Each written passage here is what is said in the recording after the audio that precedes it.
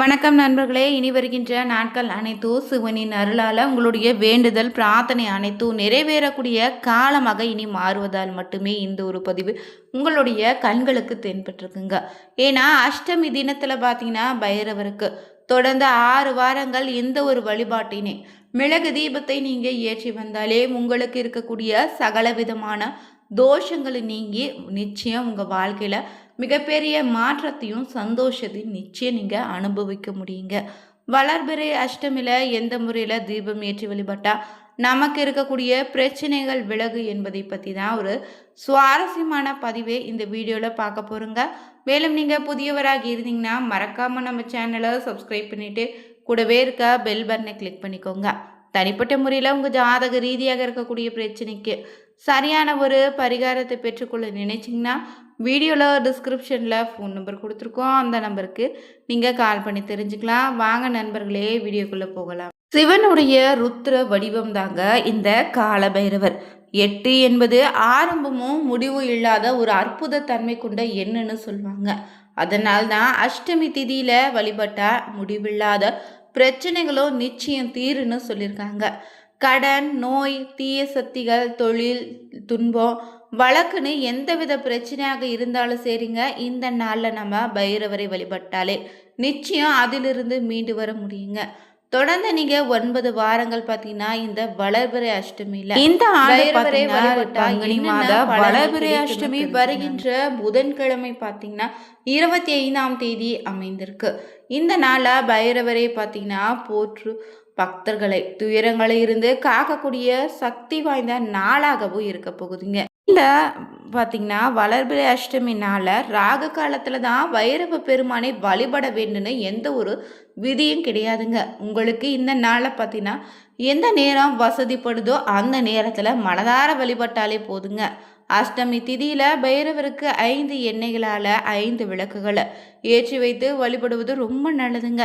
இது நீங்கள் நீண்ட நாட்களாக நினைத்து வைத்த நியாயமான கோரிக்கை நிச்சயம் நிறைவேற்றி தரும். உங்களுடைய கடந்த 5 பிறவிகளை நாமே உருவாக்கியிருந்த கர்ம வினைகளை கரைய துவங்கும். அதனால் இந்த 6 வளர்பிறை அஷ்டமியில் பைரவ வழிபாடு நிறைவடைத்த பின்னர் நீங்கள் உங்கள் மனதில் இருந்த சோகங்கள் நிச்சயம் நீங்கள் இருக்கோ. வருமானம், லாபம், ஊக்கத்தொகை அதிகரிக்க தொடங்கிடுங்க. அதே போல் அம்மா, அப்பா, உடன் பிறந்தவங்க, கணவன், மனைவி, குடும்ப உறவுகளிடம் இருந்து வந்த பார்த்தீங்கன்னா பிரச்சனைகள் படிப்படியாக குறைய தொடங்கும். வாக்குச்சனியால் அவதிப்படக்கூடிய கன்னி ராசினியர்கள் அதிலிருந்து நிச்சயம் விடுபடுவீங்க. ஜன்ம சனியால் வாழ்க்கையில் விரக்தியில் இருக்கக்கூடிய துலாம் ராசினரும் நிம்மதி அடைவீங்க. அதே போல் விரையச்சனியால் சேமிக்க முடியாமல் திண்டாடக்கூடிய மீன ராசி நண்பர்களோ விருச்சிக ராசி நண்பர்களோ அதிலிருந்து வெளிவருவீங்க. அதே போல் அஷ்டமச்சனியால் துன்பப்படக்கூடிய மீன ராசினர் அதிலிருந்து விலகி நிரந்தரமான வேலையும் தொழிலை அடைவீங்க. கண்டச்சனியால் தம்பதியரிடையே இருந்து வந்த கருத்து வேறுபாடுடன் தவிக்கக்கூடிய மேஷ ராசினருக்கு இனி ஒற்றுமை மேலோங்கும். அதே போல் அஷ்டமச்சனியால் தடுமாறக்கூடிய கடக ராசினர் தெளிவான மனநிலையை நீங்கள் நிச்சயம் அடைவீங்க. இந்த வளர்பிறை அஷ்டமி திதியில் நம்ம வழிபடும் போது நமக்கு தேவையானதை அனைத்தும் மென்மேலும் வளர்ந்து கொண்டே இருக்குங்க. எக்காரணம் கொண்டு இந்த நாளில் உங்களுடைய துன்பங்கள் தீர வேண்டும் மட்டும் வேண்டாதீங்க. பைரவரை இந்த நாளை மனதிற்குள்ள விடாமல் நினைத்தீங்கன்னா நீண்ட நாட்களாக வராமல் இருந்த பணமும் விரைவில் உங்கள் கைக்கு வந்து சேரும். அதே போல் லட்சுமி கடாச்ச யோகமும் கிடைத்திருங்க. செல்வ வளம் நிச்சயம் உங்கள் வாழ்க்கையில் அதிகரிக்கும். மனதில் புதிய உற்சாகமும் பிறக்கும். தன்னம்பிக்கை அதிகரிக்குங்க. தைரியம் உங்களுக்குள்ள உண்டாகும். ஏன்னா 8 திசைகளையும் காத்து நம்மை வழி நடத்தக்கூடிய மாபெரும் காவல் தெய்வம் தாங்க இந்த காலபைரவர். உக்கிர தெய்வங்களே பார்த்தீங்கன்னா ரொம்பவே முக்கியமான ஒரு தெய்வம் தாங்க இந்த பைரவர். இது எல்லோருக்கும் தெரிஞ்ச ஒரு விஷயமாக இருந்தாலும் 8 வடிவங்களில் இருக்கக்கூடிய அதில் செல்வத்தையும் பணத்தையும் நமக்கு கொடுக்கக்கூடிய ஒரு அற்புதமான பைரவராக ஸ்வர்ண ஆகர்ஷண பைரவர் இருக்கிறாருங்க. அப்படிப்பட்ட சொர்ண ஆகர்ஷண பைரவரே வளர்பிறை அஷ்டமியில் நாம் முழு மனதோடு பார்த்திங்கன்னா வழிபாடு செய்தாலே நமக்கு வாழ்க்கையில் செல்வ செழிப்பு நிச்சயம் உண்டாகும்.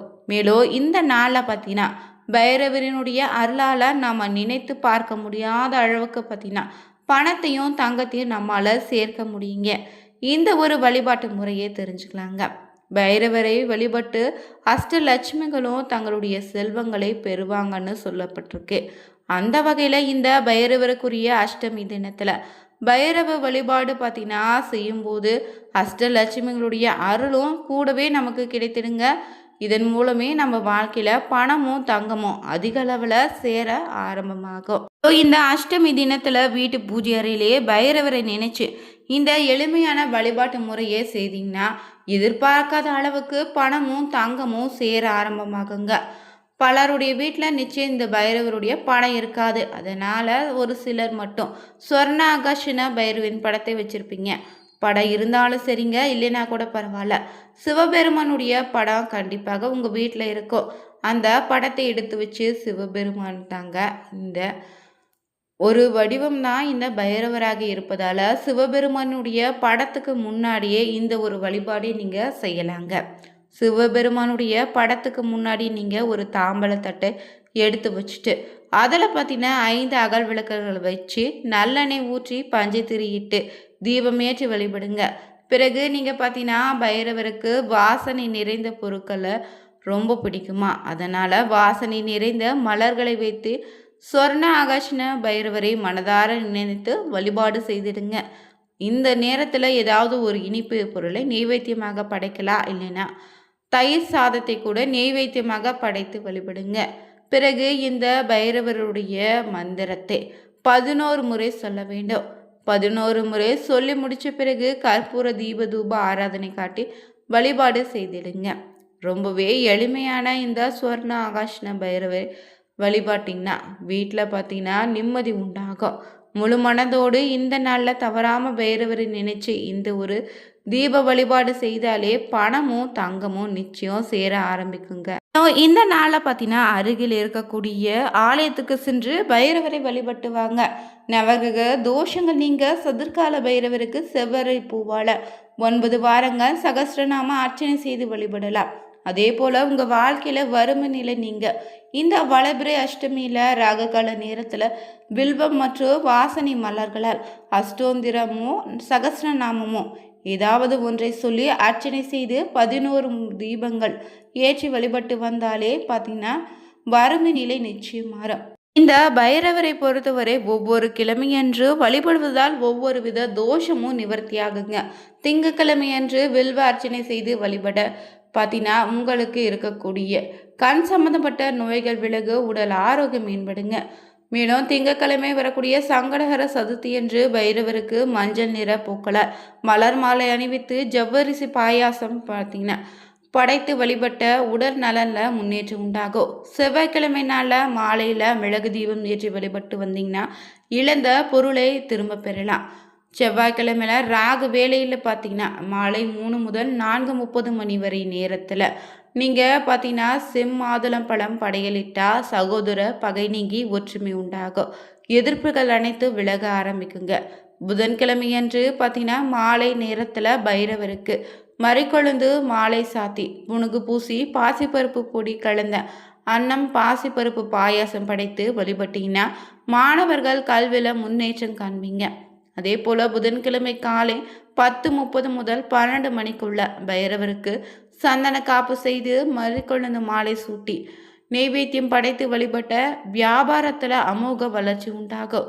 மேலும் இந்த நாளில் நெய் தீபம் ஏற்றி வழிபட்டால் பூமி லாபம் உண்டுங்க. அடுத்ததாக வியாழக்கிழமை நாளில் காலை 7:30 மணிக்குள்ள பைரவருக்கு சந்தன காப்பு செய்து முடி மந்திரவித்து பார்த்தீங்கன்னா வழிபட்டா உங்களுக்கு இருக்கக்கூடிய தடைகள் விலகி விரைவில் குழந்தை பாக்கியம் உண்டாகும். அதே போல் வெள்ளிக்கிழமை நாளில் பைரவருக்கு மாலை நேரத்தில் வில்வ இலைகளாலும் வாசனை மலர்களாலும் அர்ச்சனை செய்து சகசரநாம சொல்லி வழிபட்டிங்கன்னா வறுமை நீங்கி செல்வம் பெருகும். வெள்ளிக்கிழமை நாளில் ராககால நேரத்தில் பார்த்தீங்கன்னா பைரவருக்கு சந்தன காப்பு செய்து ஆபரணங்கள் அணிவித்து சர்க்கரை பொங்கலை படைத்து அர்ச்சனை செய்து வழிபட்டால் கலைத்துறையில் சாதனை படைக்கலாம். அதே போல் சனிக்கிழமையில் ராகு காலத்தில் பைரவருக்கு நாகலிங்க பூமாலை அணிவித்து வழிபட உங்களுக்கு இருக்கக்கூடிய தோஷங்கள் நிவர்த்தியாகுங்க. இந்த வீடியோ உங்களுக்கு பிடிச்சிருந்தா ஓம் நமச்சிவாய எனும் மந்திரத்தை 3 முறை கமெண்ட் பண்ணுங்க. மேலும் புதியவராக இருந்தீங்கன்னா மறக்காம சேனலை சப்ஸ்கிரைப் பண்ணிட்டு கூடவே இருக்க பெல் பட்டனை கிளிக் பண்ணிக்கோங்க. Thank you viewers.